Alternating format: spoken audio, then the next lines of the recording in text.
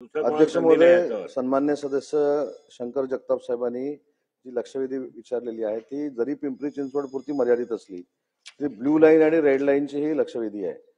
जे survey number सन्मान्य सदस्यांनी सांगितले तिथे जर नियमबाह्य काही परमिशन दिल्या असतील तर त्याच्यावर नक्की त्या अधिकाऱ्यावर कारवाई करू. परंतु ती कारवाई करून ही सगळी यंत्रणा ही फक्त थांबली जाईल. परंतु याच्यामध्ये जर मार्ग काढायचा असेल तर पिंपरी चिंचवड महानगरपालिकेसह अजून 16 गावं ही ब्ल्यू आणि रेड लाईन मध्ये आलेली आहेत. आणि ही म्हणजे मी ज्या जिल्ह्याचा पालकमंत्री आहे रत्नागिरी जिल्ह्याचा, तिथे देखील चिपळूणमध्ये रेड लाईन आणि ब्ल्यू लाईनचा प्रश्न निर्माण झालेला आहे.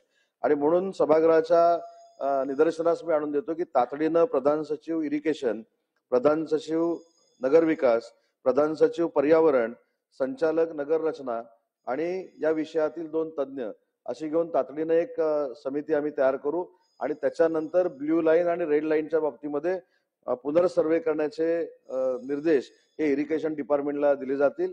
आणि या संपूर्ण समितीचा अहवाल आल्यानंतरच या शहरांच्या नागरिकांना न्याय देण्याच्या दृष्टीनं सरकार निर्णय घेऊ शकतं. अध्यक्ष महोदय, मी सुरुवातीला जसं सांगितलं की जर नियमबाह्य कुठच्या अधिकाऱ्यांना जर परवानगी दिली असेल तर त्याच्यावर नक्की कारवाई करू. परंतु ही कारवाई करून हा प्रश्न सुटणार नाही, त्याच्यासाठी समितीच करावी लागेल.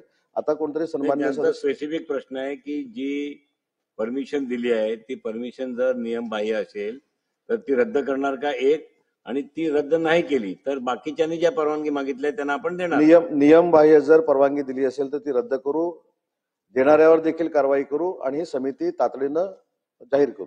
सुधीर भाऊ. होय अध्यक्ष महोदय, मगाशीच मी सांगितलं की पिंपरी चिंचवड सकट ज्या ज्या शहरामध्ये ब्ल्यू लाईन आणि रेड लाईन हा विषय प्रकर्षानं अडचणीचा ठरतोय तिथं नव्यानं सर्वेक्षण करणं गरजेचं आहे. ते चंद्रपूर देखील या जिल्ह्यांमध्ये या शहरांमध्ये टाकलं जाईल. लक्षवेधी क्रमांक 3